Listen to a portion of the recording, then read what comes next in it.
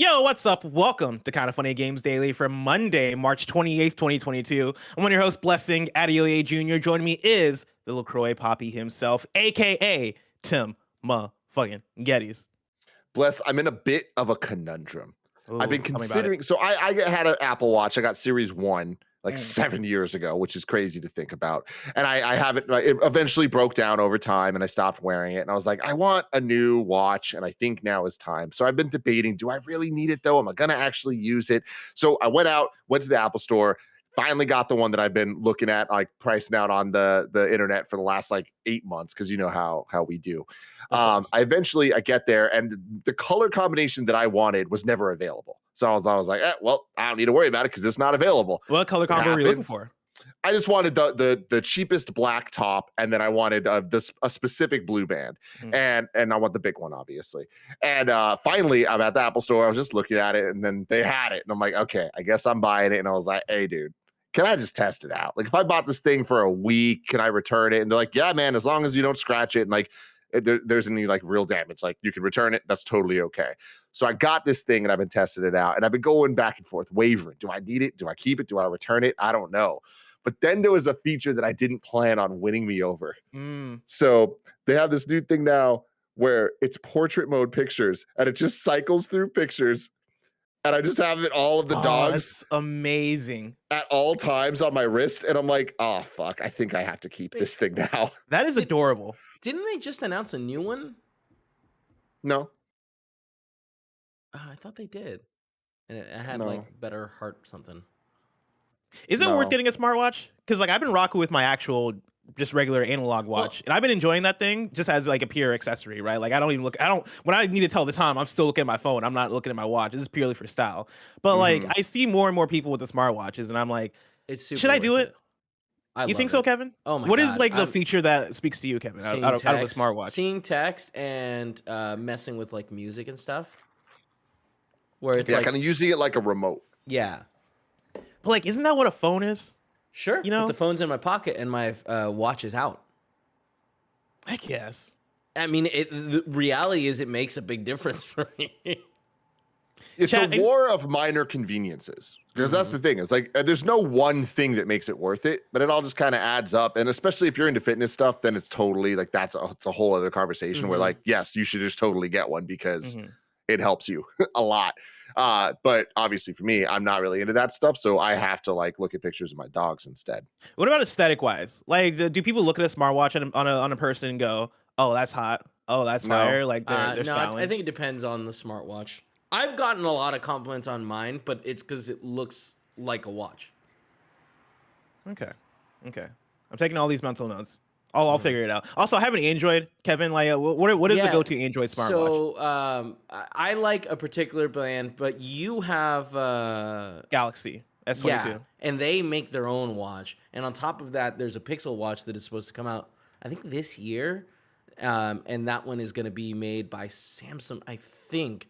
So it could, like, there's plenty of good options. Personally, I like the Fossil smartwatches. Okay. Tim, you know what I've been up to this weekend? Sorry, go ahead. Go for it, Kevin. I have my my contactless pay set up on my watch, and that is like a game changer. Oh yeah, see, that I've seen, and that seems like a game one changer. Button and then tap. It's awesome. That's sick. Yeah. Tim, this weekend I've been playing a lot of Kirby and the Forgotten Land. Let me tell you, that game is dope as hell. I was not expecting to fall in love with it the way that I am. And like I trust you and I trust your opinions on things, right? And so like when you gave it a 5 out of 5, I was like, all right, I definitely got to check it out. Like now I have to play it. And as I've been playing it, I'm only toward the end of the second, I'll just call it world, right? And I'm about to fight the second boss, and I'm like, dude, I can't get enough of this guy. Like, dude, Kirby is hella cute, maybe one of the most cute platformer characters I've ever seen in my life, right? Every single animation, every single thing that Kirby does is hella adorable. But then also, like, it is legitimately a Mario level. Like, the level design is incredible. The abilities you get are fantastic. Like, the ways that each level kind of has its own idea that it sticks to. I've been enthralled with it. I can't get enough of it. I mean, I said this in the Gamescast review, but, you know, I was wavering. I was, like, pretty sold on a 4, where I'm like, I'm going to give this game a 4 when I was about, like, almost halfway through it. I'm like, this is way better than I expected it to be. But like, is it really a 5? Is it really that special? And then second half of the game on, I'm like, yeah, you know what? It really is. This stands on its own as something that's just dope, and I'm having so much fun. I'm still playing. I'm still going back and trying to 100% it. I'm getting closer and closer. I'm at like 93% now, I think. And it's getting to the point that some of the things I'm like, oh, I don't know if I'm going to be able to do one of those tilt challenges. But fantastic game. If you have a Switch, I highly recommend you check it out. 1000%. But Tim, enough about all that. Let's talk about today's stories, which include a big week for PlayStation, Amazon Game Studio head stepping down, and more, because this is Kinda Funny Games Daily. Each and every weekday at 10 a.m. live right here on twitch.tv/KindaFunnyGames. We run you through the nerdy news you need to know about. If you're watching live, you can correct us when you get stuff wrong by going to kindafunny.com/you're wrong. If you don't want to watch live, you can watch later on youtube.com/KindaFunnyGames, roosterteeth.com, or you can listen later on podcast services around the globe by searching for Kinda Funny Games Daily. Remember, you can use Epic Creator Code Kinda Funny on all Epic Store and Epic in-game purchases like Rocket League and Fortnite to help support the channel. To be a part of the show, to patreon.com/KindaFunnyGames, or bronze members or above get to write in, and silver members or above get the show ad-free with the exclusive daily post show. Housekeeping for you: PS I Love You XOXO recording is being delayed to Thursday, with the episode going up on Friday. More on that in the Roper Report. Thank you to our Patreon producers, Gordon McGuire, Fargo Brady, and Pranksy. Today we're brought to you by Uplift Desk, but we'll tell you about that later. For now, yeah, dude, first off, I just want to say, Andy recorded the ad for Uplift Desk, and if you're a Patreon supporter, you're going to have to listen to the ad version at least once this week. Hell yeah. Oh, man. I'm going to turn off the Twitch stream for this one then. For now, let's begin with what is, and forever will be, the Roper Report. It's time for some news. We have 7 stories today. A baker's dozen. Starting with our number 1. Is it gonna be a big week for PlayStation? AKA, what is Greg hiding? This is from Andy Robinson at Video Games Chronicle. PlayStation has been tipped for a busy week of announcements, according to journalists covering the games industry. Prominent reporter Greg Miller of Kinda Funny announced on Sunday that he would be delaying this week's edition of his popular PlayStation podcast, PS I Love You XOXO, due to 3 rumors, quote, 3 rumors I've heard, end quote, about impending announcements. Quote, man, looking like it might be a very interesting week for PlayStation if even one of the 3 rumors I've heard is true, he wrote. Quote, as such, we're going to delay the recording of PS I Love You XOXO until Thursday, end quote. Miller's post follows a Bloomberg report claiming that Sony could announce its Game Pass rival codenamed Spartacus this week. VGC's own sources corroborated this story and said that news was expected early this week. The new service is expected to launch for PS4 and PS5 this spring, and is to be structured across 3 payment tiers, offering benefits such as free monthly games, extended demos, and a library of classic games. Quote, right now, they are called Essential, Extra, and Premium, Jeff Grubb said on his Giant Bomb show. Quote, the pricing, again, could be a placeholder, but the pricing is $10 a month for Essential, $13 a month for Extra, and $16 a month for Premium. Tim motherfucking Geddes, we're joined in the call by the one and only host of PS I Love You XOXO, the reporter, world's favorite reporter, Greg motherfucking Miller. Greg, what's up? Please intro me correctly. Prominent reporter, Greg Miller. Sorry. Prominent reporter, Greg Miller. God forbid they mention the Trending Gamer of the Year award. You know? God forbid. Can they do their jobs? I'm sick of these hacks journalists. They can't come in. They can't say the right thing. Pisses me off, Wes. How you doing? Robinson. I'm doing good, Greg. How are you doing? I'm great, Tim. Good to see you. Here's what I don't like about you two when you host the show. I turn it on and look, and I'm like, God, they both look so good. Thank you. Like, it looks good. It's a good-looking image. I don't think I look that good when I host the show. You've been looking good, Greg. You look great. I saw that picture of you this weekend, the little family picture, extended family picture. You were looking good. Everyone was talking about it, this baby and all this other shit. You were looking good, Greg. Thank you. I'm fucking. A lot of things were said about fatherhood ahead of time. Nobody told me this baby would be stealing all my limelight. You know what I mean? He'd be the one getting all these things. Simon Cardy brought this Superman gift for him, and I thanked him. And he goes, "Oh, that was for you." I was like, "Oh, thank you." See, I'm just so used to the kid getting all the Superman stuff now. Sucks. Of course, Greg is jealous of his own kid's clout, which is hilarious. All right, so the 3 things. First off, this got way more juice than I thought it was. This was very much like, hey, I've heard 3 really cool rumors that have a likelihood of coming true, various levels of it. So I'm going to delay PS I Love You. And then it turned into this giant thing. I'm like, well, I'm glad they all know I'm delaying the show. I don't know if any of the people, the thousands of people reading about this or hearing about this know about it. Number 1, of course, is Spartacus, which is obviously a no-brainer. Duh. Like, that seems all but for certain to be happening, right? But then it gets interesting, Bless. And I'm not going to say what these other 2 are, because I'm not a rumor monger, as you know. That's not what I do. That's not what I'm all about. Reporter. You're a prominent reporter, Greg Miller. And I have enough corroborating evidence for 2 other ones that I'm interested in seeing them happening. If that makes sense. Here's the thing: is like for sure. Sorry, go ahead. Are they linked to Project Spartacus? Like, No. is this a thing of everything is working together? Not to my knowledge, no. So PlayStation has it. And I'm not trying to dig stuff out of you because, again, you're not a rumor monger. I want to dig, baby. You're a prominent reporter. You're saying that PlayStation has 3 separate announcements that they could have this week that are all big on their own, that don't necessarily tie together. Yes. And interesting on their own. You know how this is, because it's going to be that one of them will pop. I'll talk about it. Be like, this one's that big. Nobody cares about this, Greg. And I'll be like, shut up, you fucking baby. Yeah. Get your own Superman stuff. You know? I love how quickly it went from just calling someone a baby to you talking to your baby. So I mean, Greg, I need to dig. I know that you're probably not going to say anything, but like, what's the most we can get out of you from this? I don't know. Like, you already told me. These aren't. I guess one of them is my thing. One of them is my thing, and I will know momentarily if I'm right or wrong on this. That I can assure you. All right. I don't want to go into why I would know momentarily. I know that something today is happening that would then tell me a little bit. And I don't know what I'll be able to say publicly, but I could say things privately to you if it turns out that it's embargoed or something like that. I know that part of that. I know that momentarily. Gotcha. Now, okay. Raj Did you see? Do you know what I'm talking about, Tim? You know what I'm talking about, Bless. I put this in your flag. Okay. Raj Foreman in chat here says, does it rhyme with tack tree?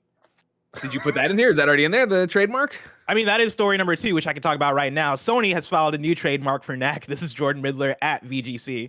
Sony Interactive Entertainment filed a new trademark for Knack earlier this month in Japan. As spotted by Gematsu, the trademark, which has been made public today, March 28th, covers the terms for use in several categories, including downloadable or installable home video game machine program and additional data, end quote. It's unclear what the intended use of the trademark is. The last game in the franchise, Knack 2, was released on September 5th, 2017. While these may simply be routine trademark updates for periodic renewals rather than being indicative of any new product, it could imply that Sony intends to do more with the franchise, which, despite a poor critical reception, has developed a cult fan following. Greg, are you about to preview Knack? I'm not about to preview Knack now. I wish. I'm sorry. One day, you shall rise again. Yeah. Shout out to Jordan Middler in the chat, supporting his own story. You always love to see that. Shout out to Jeff Grubb in the chat. If Jeff Grubb wants to pop in here and fucking spoil some shit, I'm just saying, he's welcome. He knows the Discord. He got the invite. I'm just out here digging, everybody. I'm just a little boy with my little diggy hands. Now, Greg, host of PS Love You XOXO. That was for you, Kevin. That was for you. I hate it. It's really gross. What is your take on this Knack situation? Because I look at it, I'm like, okay, it's a routine trademark thing. Like, I don't really expect anybody to do anything, or PlayStation to do anything with Knack in the meantime, just because, like, one, who's going to develop it? Japan Studio isn't even around anymore. But then also, you have all these other great 3D platformers. You have Ratchet, you have Astro, you have Sackboy that you can do stuff with. You have rumors of maybe a Sly and other games. I don't think Knack is the one to bring back. But I just think it's them. I just think them doubling down on the trademark so it doesn't go away. Yeah. My thing with Knack, I feel like Knack is the type of franchise that is just, God, it's hard to talk about because I want to say no one's asking for it. There obviously are a lot of people asking for it. Are they seriously asking for it? I know there's that weird balance. But I mean, remember when Knack 2 was announced? That was a genuine surprise. Like, people are like, whoa, they did it. And it felt like they did it for the meme. Even though they didn't do it for the meme, they did it because they were making the game. I can totally see them making Knack 3. I don't know that right now is the time, but I'm convinced Mark Cerny is like, no, I love Knack. I don't care how it does. I don't care about the performance. I don't care about the critical reception. I'm making it for me. And the way that, like, I make the Blessing Show for me, right? Like, Blessing Show, of course, people like the Blessing Show, but, like, you know, in terms of views, in terms of ads, like, it's not really for that. I'm just making it because it's my passion project. I feel like Mark Cerny sees Knack as the same thing, where for some reason he's just infatuated with it. and he's just gonna keep making Knacks forever. See, I only make the Blessing Show for views, and that's why I'm the most popular Blessing Show episode. God damn. Their prominent reporter Greg Miller has the most popular episode of the Blessing Show. Everybody, go watch the Dreams episode of the Blessing Show. It's almost there. It almost keeps catching up to the Avengers thing, and then all of a sudden, Avengers drops. Shout out to Nitro39 in the chat. It says, loved the Marvel Avengers episode of the Blessing Show. It was honestly the show's best episode. You know what I mean? It definitely wasn't the best. Most viewed, yes. Yeah. Well, you know. The Returnal episode was fantastic. No, that was a really good episode. It was. Now, Greg, okay, obviously I got to get back to the matter at hand. Yeah. What can you give us more than what you're already giving us? How excited are you for the potential rumors that you're hearing? Oh, well, I mean, I'm super interested is where I go. All right. Okay. One of them I think is very nebulous and could be anything. And again, that's the one I'll have confirmation on today. That's the one I'll know something about by the end of the day. And that one, I don't know what it is, and I'm very interested to find out what it is. All right, I know more than I should on that, thanks to an error, we'll say. All right, somebody who didn't think it through. Tim, people don't understand how systems and mechanics work. You understand? All right, cool. Then of course, Spartacus is just a weird thing of like, all right, cool. We've heard so much about it. What is it really going to be? What is really going to be playable? What's really backwards compatible? What's digital? What's going on? Blah blah blah. What are the actual tiers? Has Jeff Grubb got it all right? Which I imagine he does. What's that going to be, and where do we shake out there? And the third one I would say more about, but it's not mine. You know what I mean? That is one that has been entrusted to me by someone else, and so that's why I'm more unlocked on it. I'm trying to help the chat out here. I'm trying to get the sleuths out there, because if they sleuth their way through this down the little hole that we're digging, then it's not on us. But Greg, does it have to do with delays? No, none of this is about delays. This is not about, to my knowledge, this is not nothing about God of War Ragnarok or whatever. You know what I mean? All right, so in that case, let's talk about what we can talk about, right? Which is Project Spartacus. That is the thing that's already been out there, right? We had the news story late last week that it's seemingly being announced for this week. What are our expectations for Project Spartacus? This is a question I keep asking over and over again, but as we get closer, I feel like it becomes a more relevant question to ask, because, you know, we got to level people's expectation in terms of what this thing is going to be. And also figure out how excited us personally are going to be for it, because I'm at a place where I'm like, this is going to be, I think, the start of something that could be a game changer on the PlayStation side, right? Like, I don't think it'll ever be Game Pass. I don't think it'll ever be PlayStation first party, God of War Ragnarok's, like that level of game coming day and day to the service. But I think if they do it right, it could breathe new life in the PlayStation ecosystem in the way that getting access to classic games can be a way easier and better thing, right? Like if you get PS3 games downloadable, if you get PS2 and PS1 games downloadable, and you get a good library in there, I think that could be a very exciting thing. And that's from reports and rumors, what seems like is going to be the case. Like, where do you guys stand with Project Spartacus right now? I'm pretty surprised that people seem to be as confused as they seem to be when it comes to this right now. With all the reports, it feels like we already know 95% of what this is. So the fact that people are still throwing around terms like game changer, I don't think this isn't a game changer. This is a necessary thing that should have existed a couple years ago, of meshing and melding the different PlayStation online products into one, so that it can actually make more sense for how video games currently work. They're not going to have the day and date that Xbox Game Pass has, and that is the game changer. That is the X factor. Otherwise, this is just a super fancy version of the Nintendo Switch Online, which I'm a big fan of. So I'm not hating on it. I'm very excited for this. Like, no matter what this shakes out to be, I think it's going to be better than we are today when it comes to PlayStation's offerings of backwards compatibility in any sense, and any step forward is something I'm excited about. I think that the idea of, oh man, PS3 games are going to be natively able to be played, and you're going to be able to have access to all the old games, it's like, it's not going to happen. There's no You don't way. think so? That No. PS3 games won't be natively be able to be downloaded?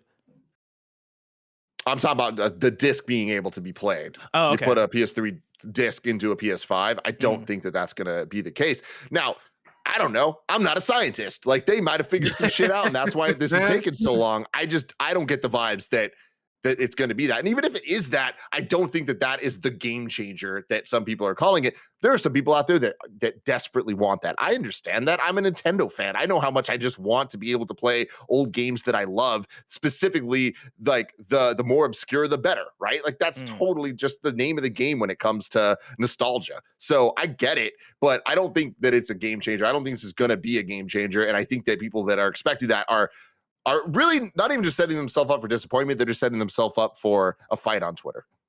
I think the truth's, somewhere in between. I think it's somewhere in between being just totally limp and then being the hardest thing in the world, I guess, based on where I started that analogy. Being a game changer, right? Like, I think it's going to be met with a lot of cynicism when it launches. I think it's going to be met with a lot of shrugs from a lot of people. And then there's going to be a fan base that is like, no, this is amazing. And I think somewhere in between that will be the truth. Because even when I look at the tiers of it, right? Like, I'm always happy to throw money at a service that I think's great and I'm going to use a lot. But when I look at it, I'm like, what? Okay, I'm the old game is old guy, right? So am I really going to go back for any of these things? So no. And that again, there's an option for me not to. So then we're just getting into, is this going to be something where it's like, good on you, Sony, for finally, letting something be backwards compatible, giving access to some of these old games, but then how much are we really going to use it? And then are we getting just into where PlayStation Now already is, where PlayStation Now is a service that is profitable, that a lot of people use, and the majority of our friends and family don't. And so we don't ever talk about it or think about it. Yeah. And I think that's the most important thing, is it's just getting to a point where people, when they hear PlayStation Now, they're not just like, that's still a thing. They're like, oh yeah, PlayStation, whatever it is. It's like, that's a thing that you get access to all these old games. Like, that's literally all PlayStation needs to do to make this a worthwhile investment for them. I think that they are going to soar past that. Like, I imagine that with the amount of talk that's went into this and time, even, like, this is going to, no matter what, be better than we're at. Like, I think that is the thing where I'm at, which is good, because it's been not horrible on the PlayStation side of things. Like, but with PlayStation Plus, with what they offer of their online offerings, plus the PlayStation Plus games you get, it's not that expensive. It works. Cool. That's all fine. Then the PlayStation Now side, for people that actually like PlayStation Now, we're always getting tweets from people, right? And on PS I Love You, people writing in about how much they love it. It's a small niche thing, though. It's not like mainstream in a way that Xbox Game Pass you can't get away from, because Xbox have done a great job from day one of marketing it. PlayStation did a horrible job since day one of marketing PlayStation Now. Just because we're on this precipice of unknown, right? What I would say there, Tim, is like, you can't get away from Game Pass because Xbox won't let you get away from Game Pass, right? It is chicken and the egg kind of thing. We're snake eating its own tail here. That could be a change with whatever they're about to do with Spartacus. Do I think it will be? No, I don't think this is going to be something PlayStation is for the rest of our, existence, banging on and yelling about and doing all this stuff about. Maybe I could be wrong. I could definitely be wrong, right? They have the free games they're talking about in there. Are they trying to launch stuff day and day? What are they going to do? Yada, yada, yada. Not first party, obviously, but, partnership titles. Could be wrong. They could do it there, but I don't think that'll be the change. And that's why I don't see this being a game changer like you're talking about, Bless. Yeah, and I fall somewhere in between, basically what both you guys just said, just in terms of what it's going to be and what I think could be excited about it. Because there's a quote I remember a while ago from PlayStation. I forget who exactly said it, but it was somebody saying something along the lines of like, people don't play the old games, right? People don't play backwards compatible stuff, and so like that's the reason why we don't support it as much. And I think that makes sense to some degree, but I do think that starts to fall apart when you look at the Xbox side of things, right? Where Xbox Game Pass and Xbox backwards compatibility does get used. Of course, like those games aren't going to get played as much as the new shiny games on the platform. But when Bethesda got bought and you started seeing Dishonored and other games get dropped on PlayStation on Xbox Game Pass and have the boost, have all of the benefits, I hopped into Dishonored, right? I've seen other people hop into different games. I've seen SnowBikeMike hop into Saints Row and start to play a bunch of classic games. And I think, for me, that is what the game changer part of it is. The fact that, like, if they support these games in ways that they weren't supported before, if they allow Metal Gear Solid 4, for example, which is only playable right now on PS5 or PS4 through PlayStation Now, through game streaming, if you can play that natively, I think that opens up a whole new audience into jumping into those games and having, and I think building this level of nostalgia and level of fandom that you then see from Nintendo fans. When you're talking about, like, N64 dropping on Switch and me getting excited and then unexcited when I realized that it was crap, right? Which I think is very plausible on the PlayStation side, right? I do not, and this is where I come back to what Greg Miller's saying. If they drop it, or once they drop it, I'm not expecting greatness from step one. I think they can build it there. I think they can get there. Even Xbox with backwards compatibility, I think took some time to really build that library to make it something to now we look at and we're like, yo, this is exciting, right? It took years before we got FPS boosts. It took years before we got up-resing to 4K and all these things. I think that's going to be the same on the PlayStation side, but I think taking the first steps toward getting there and allowing there to be this subscription service type deal where it is you pay amount of money. It is what PlayStation Now is, but it is them doing it better. Because the thing with PlayStation Now also is the fact that the library there is fine for PS3. It's I'd say good for PS4, but PS2 and PS1 is lacking. In fact, I don't think PS1 is there, period. And then PS2 has like 16 games, and none of them are bangers really. Like they have Dark Cloud, which is cool for me, but for the most part, those libraries are lacking. If they're able to build that, if they're able to add bangers, Kingdom Hearts, Burnout 3, like NBA Street Volume 2, Tony Hawk, if they're able to add a level of library for PS2 and PS1 that get people hyped, right? Like on PS1, add Metal Gear Solid, add Final Fantasy 7, add Brave Fencer Musashi, like whatever the deep cuts and the big hits are for those platforms, I think you're going to see PlayStation players throw a party by the end of the week if that is the case. I think that is the thing that for me is a game changer, and that is just step one that can then lead to a year from now, 2 years from now, us talking about it as a wow, they really brought it here. Like they really brought it there. Yeah, it could be steps like you're saying to get us to game changerhood. Exactly. Yeah, it's but for now you have to wait, see what happens this week. Totally. I think it's unfortunate. I gotta go. Yeah. Bye, wait, Greg, blink twice if you're about to demo God of War Ragnarok. Okay, he did or he didn't do it. We don't know. We don't know. He didn't have his camera on, so. Damn, man. You talking about this thing of it being the start of something, like I'm very hopeful for that. Although I do think that that's kind of wishful thinking, because I feel like this needs to kind of be a lot more than just that because of the time it's happening and how deep into all of this we are, where the PlayStation Now should have been the beginning. Right. This should be okay, we figured it out. And now we're here. This is what it is. So I feel like if it's not that, it's going to be disappointing for them to come out and make a big deal out of it. But again, I'm excited for it. I'm hopeful. I do think that we're not going to get all the accoutrement that I'd be looking for from the PlayStation side. I think Xbox has done such an amazing job dating back to the Xbox One X with the way that it handled up-resing the backwards compatible games and all that stuff. I was so impressed with that from day one, and they've just tripled down on that on the Series X of making sure that games, just like old games, play best on the Xbox Series X. That is not going to be true on the PlayStation 5. I just don't see them adding any of those FPS boost or any of that type of tech side of things, because PlayStation just hasn't been making those moves and those decisions with even its like current type of games coming out. And like them, they don't like to give options. They don't like to, like, they're just like, this is the way it's going to be. It's more similar to Apple than it is to the Android side of things, right? With Xbox kind of being like, yo, you want to play in 1440p? Fucking go for it. PlayStation's like catching up to that now, right? Like those type of decisions, I think, in a perfect world, guess what? We're getting all these PS1 games, PS2 games. They all have full trophy support now. There's trophy lists for all those games. Like that's the type of love that would make this actually truly special, because sure, how many people actually care about trophies? We're getting more and more niche to all these different things. But that's how you speak to an audience loudly, is combine all the niches and speak to all of them, because there's power in numbers there. So I don't think that's going to happen, but that would be really exciting to me. I'm really excited no matter what to see what this is, because I think that it's going to be a net positive at the end of the day.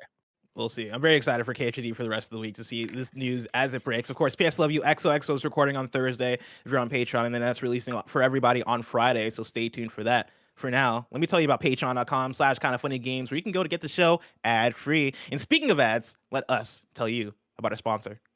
Shout out to Uplift for sponsoring this episode. I've been using my Uplift desk for well over a year now. I love the thing so much I decided to write a rap song for them. The build quality is real good. It's made of real high quality wood. They didn't ask for it, I just did it anyway. Getting my Uplift desk immediately improved my mood. Whenever I'm on shows, I'm standing up, I'm feeling a lot more energetic. And also I kind of feel like I was just maybe creating some bad habits sitting down at a desk all day. I would move my legs up, I'd sit underneath my legs on my chair, and eventually all that stuff just created really bad back pain for me. Choose from laminate, whiteboard, bamboo, solid wood, butcher block, or even custom solid wood or laminate options. Uplift Desk won New York Times Wirecutter's Best Standing Desk from 2019 to 2022. And while I'm at it, I'm just gonna give them an award as well. Best standing desk that I use in my bedroom from when they sent it to me until now. Uplift Desk have a 15-year warranty. They ship the same day you order with free shipping and free return shipping. So if you've been feeling the effects of sitting at a desk for 8 hours a day, maybe you want some more energy in your life, maybe you want to do squats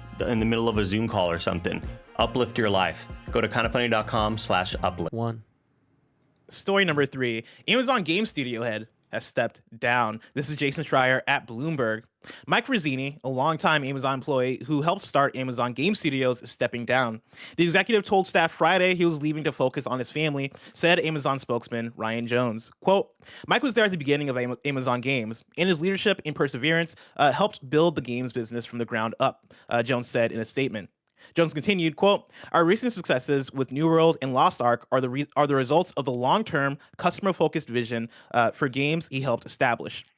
We are very grateful for all of his contributions and wish Mike the very best, end quote.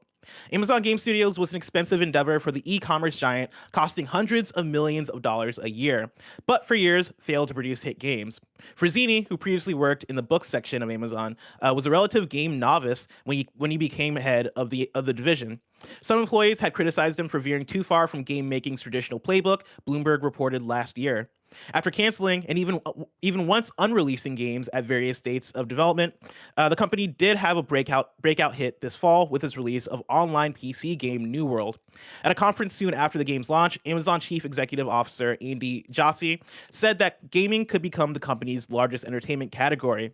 Following New World's warm reception, former Amazon boss Jeff Bezos tweeted, quote, after many failures and setbacks in gaming, we have a success. Don't give up no matter how hard it gets, end quote.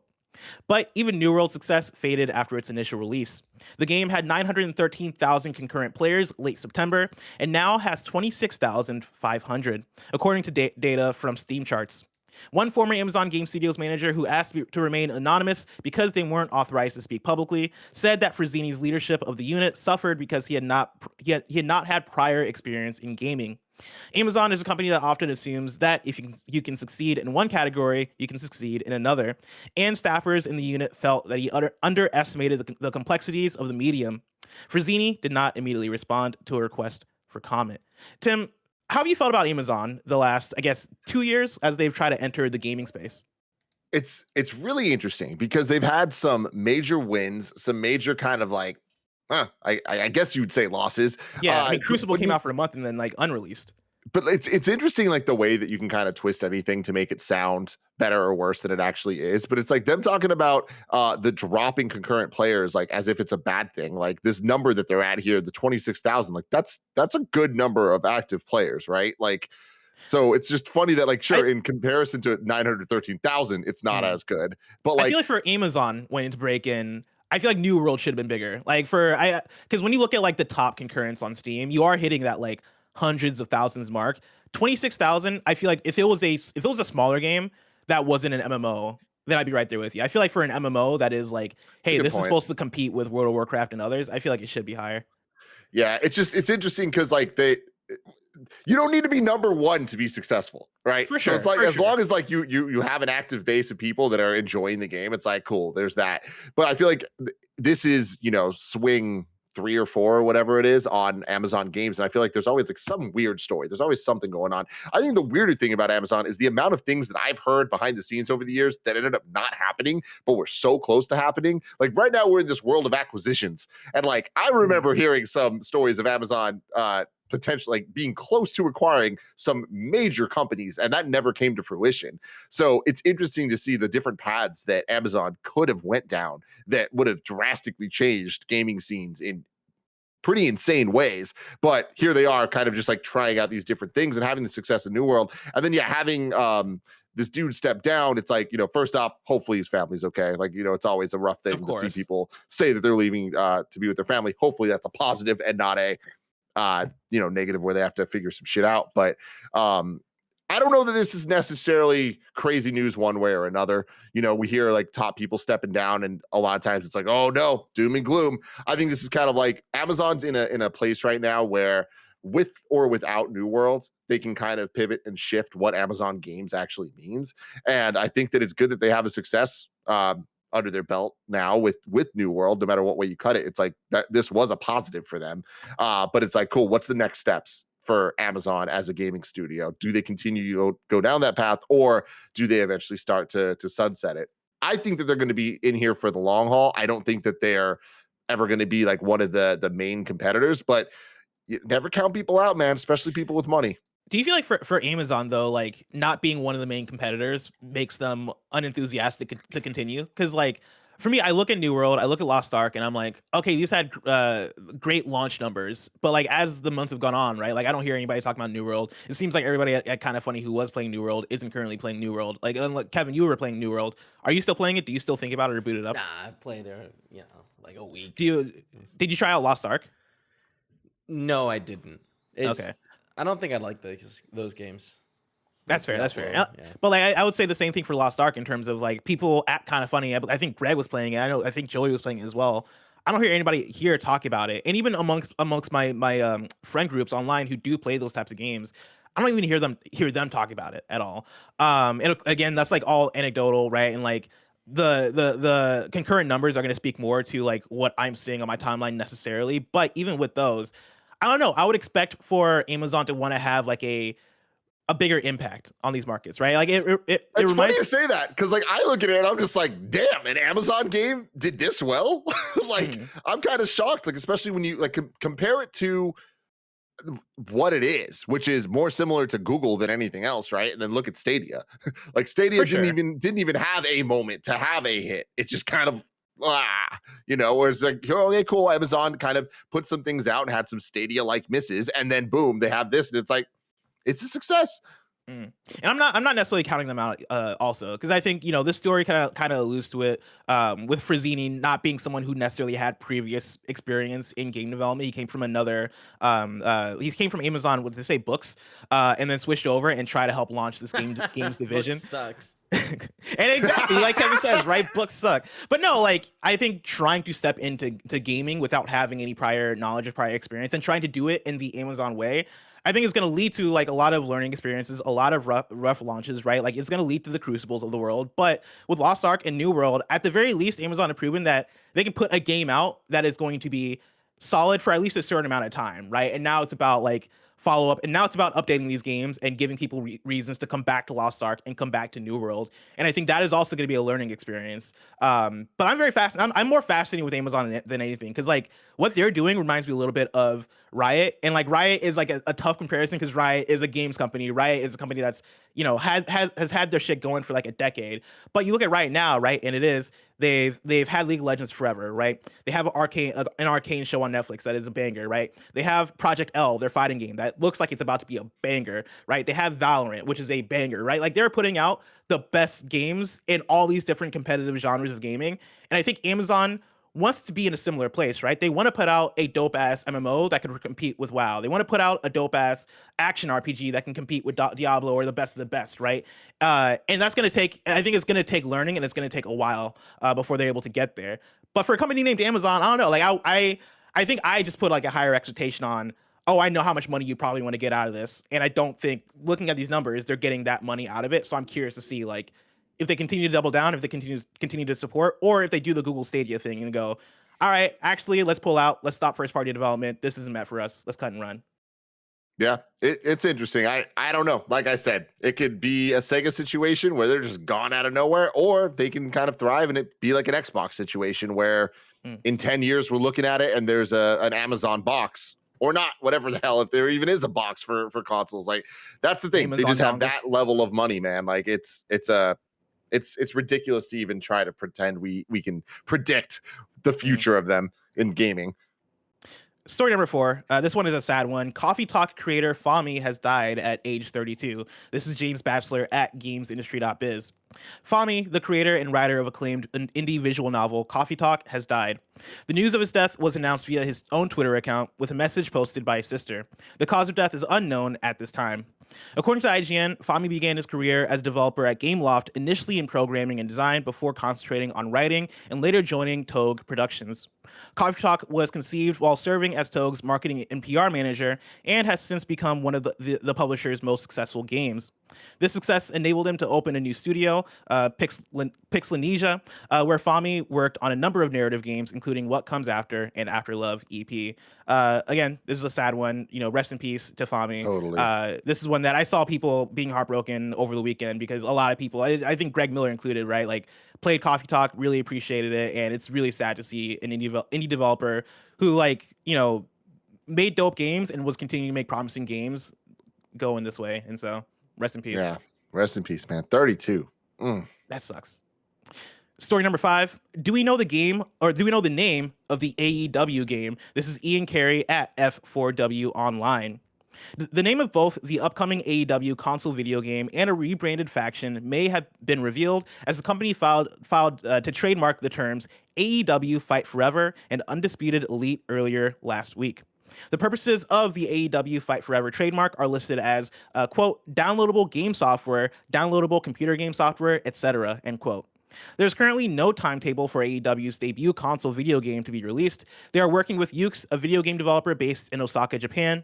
The studio had been part of WWE 2K franchise up until 2018. An article in Forbes last summer noted that AEW had put in an 8-figure investment into the game. The purposes of the, quote, Undisputed Elite trademark are listed as, quote, fan clubs providing a website featuring entertainment information in the fields of sports and entertainment, providing entertainment information in the fields of sports and entertainment via a website, etc., end quote. Tim, are you hyped for the AEW game? I'm really excited for it. I want to see what it ends up being. Like, AEW is not something that I've invested too heavily in, just because of life and timing and stuff. I love that they're successful. I think that WWE needs competition more than anything, both in terms of its product and in terms of its video games. So I really like this. I like that they're trying to go back to the more classic style of wrestling games. Like, they got Kenny Omega over there, and he got the stuff, man. He knows what we all want, and he wants it too. Will it result in a game that lives up to the dream? I don't expect it to. You know, and recently we were talking on I don't even remember what show it was. It might have been Gamescast with Greg, and he kind of got my excitement a little lower than I was for this, like with some quotes that he was bringing in on the updated status of this AEW game so far. But I'm happy it's happening, and I'm hopeful that it has a chance to be fun, which is more than I can say about a lot of wrestling games we've seen in the last decade. Few years, yeah. I'm excited for this. Like, I think you hit the nail on the head in terms of competition. Like, I want Ukes to bring the heat, especially as a developer that's been doing this longer than anybody, right? Making wrestling games longer than anybody. I want them to come through, and I want them to, like, no pun intended, lay the smackdown. You're wearing the perfect jacket for this, Tim. There you go. It reminds me a little bit of during the PS3 era. There were the two UFC or two MMA franchises, I should say, right, between EA MMA and then UFC Undisputed, right? And Undisputed was THQ, MMA was EA, and I remember having friends that were into either or, depending on like what they were looking for. Like, I had friends that were like, "Yo, EA MMA has the gameplay, like EA MMA is where it's at." But me, I was like a UFC Undisputed 3 person, because I was like, dude, they got the features, they got the fighters, they got the there was a specific like federation basically that was like located, I think, in Japan, but like they had like the box ring, and like they allowed knees and shit. That shit was dope as hell. I remember being like super into UFC Undisputed for all that stuff, right? And like I want to see that same kind of back and forth where it is, all right, cool, like WWE 2K can bring this. Well, hey, AEW has this thing that does super well, right? Like, whether it is this has the character creation, or like this has the move sets that feel like they transition from move to move better. Like, I want to see that kind of like competition and that kind of like one-upping each other, because I love great wrestling games, right? And I want wrestling games to be great. And like, even though WWE 2K22 is a fantastic return for WWE 2K, I still think there are so many things that game can do better, and I think an AEW game being the competition from Ukes is going to be the thing that really causes 2K to go, all right, like let's step this up. Like, how can we make ourselves better? Pride, Yeah, thank you, chat. Pride is what I was looking for. Pride was dope as hell in UFC Undisputed. Yeah, I'm Tim, excited. I want to see more. Same. I'm excited. When do you think we'll get the actual reveal? I don't know. I mean, I think that it's a small enough team working on the game that I don't think that it's like big primetime mainstream kind of like, let's put it at a giant showcase. I think it's more AEW and Kenny Omega and them over there. They're going to kind of own the messaging on it all, which I think is the right way to go, right? Like, speak to your audience, speak to the people that are going to care most about this thing, because like that is what the AEW audience is. It's dedicated, and they care, and they want this thing to succeed so bad. And like, when you have an audience that just wants you to win, there's nothing better in the world. You just got to keep making the right choices. And I feel like that's where they're at right now. So I'm hoping that pushes through. So when will we see it next? I hope the answer is when it's ready. 1000%. And I'm also like, I'm excited just as a this could be the thing that could get me into AEW, because like the WWE games were that for me back in the day. Like I remember borrowing SmackDown. I think it was SmackDown Just Bring It from a friend when I was a kid. I brought it home, played as The Rock, fought Stone Cold, like went through all those dope matches, and I was like, man, I need to like start watching wrestling, right? Like that was the thing that initially got me in. And like I'm somebody that if you give me a dope video game or something, that will be the thing that will fuel my interest. Like if you give me an AEW video game that is really fun to play and that is dope as hell, I play that. I look at the wrestlers, I look at the stages, I listen to the commentators, and I'm like, oh, I got to get more of this. Like I want to see the actual thing. I hope that that's what this AEW game is. And also, Fight Forever is a great name for a video game. Like I'm super excited for what this can be. Story number 6, Tim. A One Piece RPG has been announced. This is Ryan Dinsdale over at IGN. And Kevin, I have a trailer in the dock if you can bring it up as I read through. I'm going to grab it in a second. Hell yeah. One Piece Odyssey is a new JRPG coming in 2022 to PS4, PS5, Xbox, and PC. The official One Piece YouTube channel revealed the game in a live stream with Bandai Namco, confirmed to be publishing the game in the West. One Piece Odyssey's producer, Katsuaki Suzuki, has promised a quote, an epic drama adventure which both One Piece fans and JRPG fans can experience and enjoy, end quote. He added, quote, One Piece RPG experiences are scattered throughout the game, such as the story woven by Straw Hats, the dungeon experience, and various quests, end quote. Ichiro Oda, author of the One Piece manga, designed the characters and monsters in Odyssey, and Bandai Namco has confirmed several playable characters, including Luffy, Zoro, Nami, Usopp, Sanji, Chopper, Robin, Frankie, and Brook. I do not watch One Piece, so if I butchered any of those names, my apologies.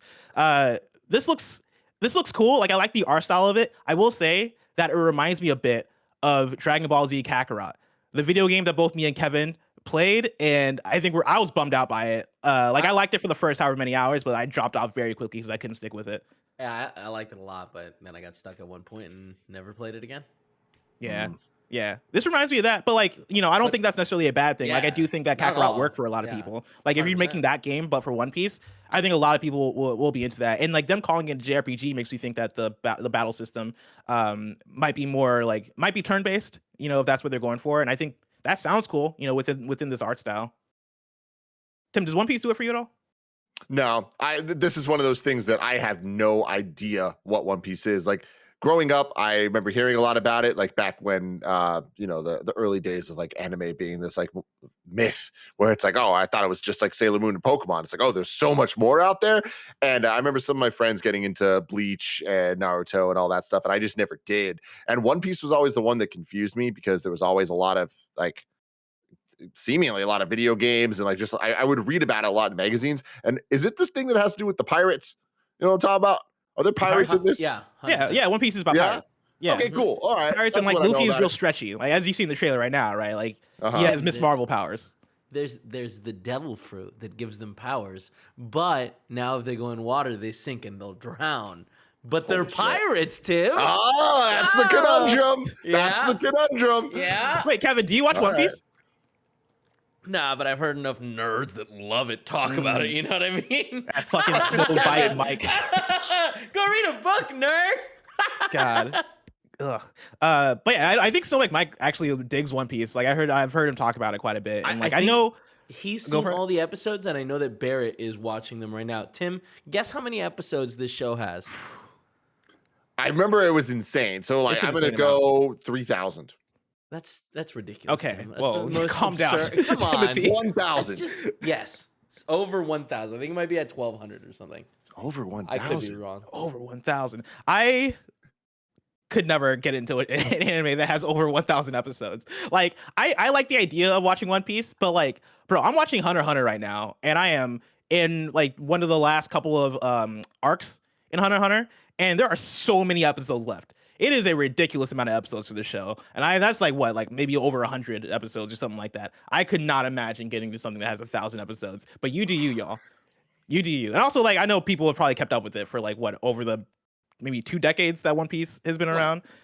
I just mean, but like Barrett just, I think recently. Barrett's a crazy man. I cannot do what Barrett is. I don't understand how Barrett does anything, man. Like that dude commits to these crazy endeavors every other week, and he's like, "Oh, I'm gonna rewatch every piece of Star Wars media ever created for the 5th time," while also doing that for Batman, while also watching 10 different anime. I'm like, What? I'm gonna replay 120 hours of Persona 5 for the 8th time. How? I just like, where do you get the time? I don't get it.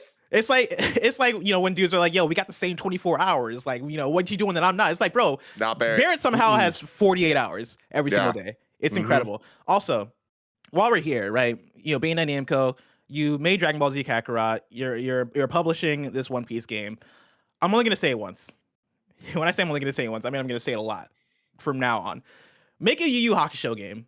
Just for me, I know Yu Yu Hakusho isn't around as much, but they are making a live action adaptation on Netflix. It is a beloved anime. People love those characters, and you can do dope shit with Yu Yu Hakusho combat. Make a Yu Yu Hakusho video game, please. There was a dope GBA game, right? Of Yu Yu Hakusho? Oh, I don't remember that. No, I remember there was a PS2 game. It was like a PS2 fighting game that was kind of like Budokai, but it wasn't as good. I want like a full-on action RPG. Yu Yu Hakusho. Let me play as Yusuke Urameshi. Make it happen. Last news story for you. Speaking of things that excite me in the movie universe, story number 7. We're getting a Sonic cinematic universe. This is Tom Ivan at Video Games Chronicle. One of the producers of the Sonic the Hedgehog films has said the plan is to create a, quote, Sonic cinematic universe, end quote.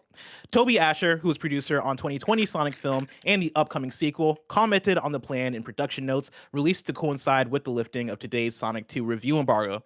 Quote, we're creating a Sonic cinematic universe, so we knew we were going to add characters like Tails and Knuckles, new to the films but beloved by gamers all over the world, he said. Paramount Pictures and Sega revealed in February that a third Sonic film and a live-action TV series had entered production. The TV series will feature Knuckles, voiced by Idris Elba, who also appears... that will never not be funny to say. I know. Who also appears in Sonic the Hedgehog 2. It'll launch next year on streaming service Paramount+. While unconfirmed, movie site Giant Freaking Robot recently claimed that a Tails solo movie is in development. Tim, what incredible times we live in. Dude, what incredible times we live in. Bless, I had a very Sonic weekend. All right. Oh yeah, tell me about it. I woke up on Saturday and I was like, you know what? I don't got much to do today. I'm in the mood for a little Blue Hedgehog action. So I booted up because Gia was watching something and then the Sonic 2 trailer came on TV. And that made me think, you know what? I want to go back and watch the first Sonic 2 trailer that came out at Game Awards with that dope ass Emerald Hill Zone remix. Oh, yeah. Yes. And it was incredible. And then I'm like, well, you know what? I gotta play some of the games. So did I play through half of Sonic 1? Yeah, I did. And then I played through half of Sonic 2. So not because I didn't want to keep going, but I wanted to get to 2. To get the taste of everything, yeah. And then I was like, you know what? I want to play a little bit of Mania. So I played some Mania, and then what did I do, Bless? Then what did I do? Did you boot up Sonic Generations? I booted up Sonic Generations, Let's baby. Fucking go. And I played through Chemical Hills or Chemical Plant Zone. I was having a damn great time. And then what did I do, Bless? Then what did I do? What did you do? I had to take a shower because I was a stinky boy. And when I was in the shower, I have a speaker in my bathroom and I play music. And normally I'm playing, rap music of some sort, whatever. And Gia never questions it. She's just like, okay, cool. That's what Tim does. I fucking blasted that Sonic 30th anniversary concert that happened last year. Did you know it's on Spotify, Bless? Because it is. I did not know it's on Spotify. It is. And I was blasting it. And Gia walked in and was like, what the fuck are you listening to? And I was like, it's Sonic the Hedgehog's 30th anniversary concert. Please show some respect. Okay. And here we are. I can't wait for this movie. I'm on Spotify. I just clicked on the Sonic 30th Anniversary Symphony album and I just pressed like. I'm listening to that right after KGD. Tim, welcome to the rest of your life, Bless. But yeah, no, dude, I am so excited to watch this movie with you. Bless, how stoked are you to know that we're probably going to get a shadow tease at the end of this goddamn movie, baby? You think at the end of this goddamn movie we're getting a shadow tease? And it's going to be The Rock. I would explode. Oh Yo, real talk, I think we're getting shadow. I think we're getting shadow. I think we're going to get it. I don't think they're going to have the voice lined up, though. But Kevin brings up a good point. What if they did? You think The Rock would fit? Because that was my question. But maybe. I don't know. Okay. I would legitimately, I would explode in the theater. Now, I would be able to handle it if you got a Shadow the Hedgehog tease and he was voiced also by Idris Elba because he would have been my first pick. Bless, I can all but guarantee it, and here's my evidence. Rewatching the trailer, which I hadn't really seen since we did the reaction at Game Awards, which you weren't here for because you were at the awards themselves. So we didn't really get to break down the trailer and all the goodness we saw in it. I didn't notice that the army running around is GUN. Wait, really? It's the army from Sonic Adventure 2. Okay. We're getting Shadow, baby. Okay. I cannot wait. Somebody in chat says Samuel L. Jackson as Shadow. Somebody else says Oscar Isaac as Shadow. There are so many good options for who Shadow could be. Yeah. God, Jamie Foxx. Jamie Foxx Anybody beats Shadow. That's my number one. I want Jamie Foxx as Shadow. I'm not gonna allow myself to get hyped.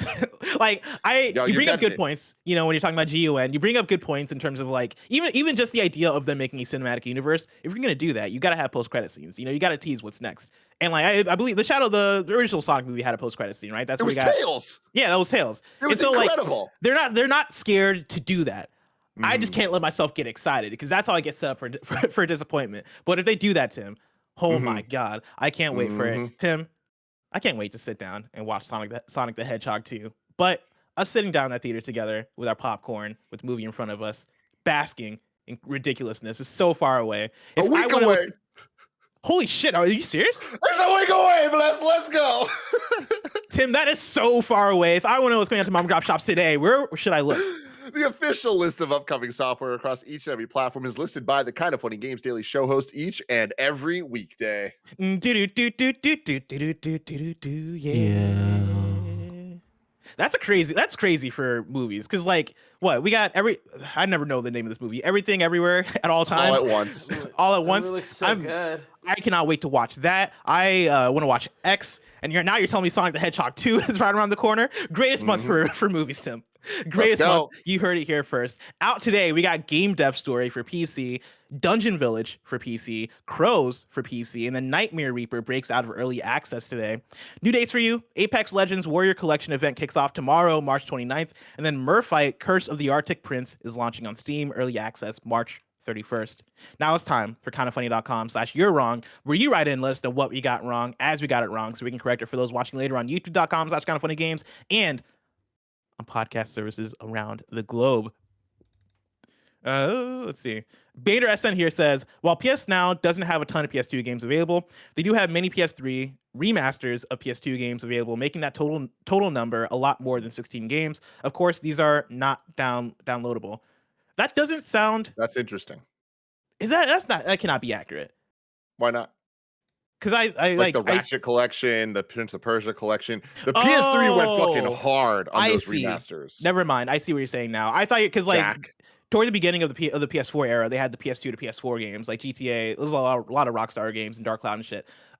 Those weren't remastered necessarily, but they were like formatted for PS4. I thought that's what you're talking about. But yes, they do have the collections on PS3 that are stream only. That's a good point, Bander SN. And then Timmy Buddy says, Kenny Omega said in an interview in February that they wanted an update on the game to be presented in early March, but that didn't happen. It was revealed that many wrestlers on the roster did record voiceover for the game in early March. So there you go. Man, I can't wait to hear that voice acting just based off of WWE 2K. You know, it's going to be golden. It's going to be great content. Mm-hmm. And that's it for KindaFunny.com/you're wrong. We killed it, Tim. As we always do.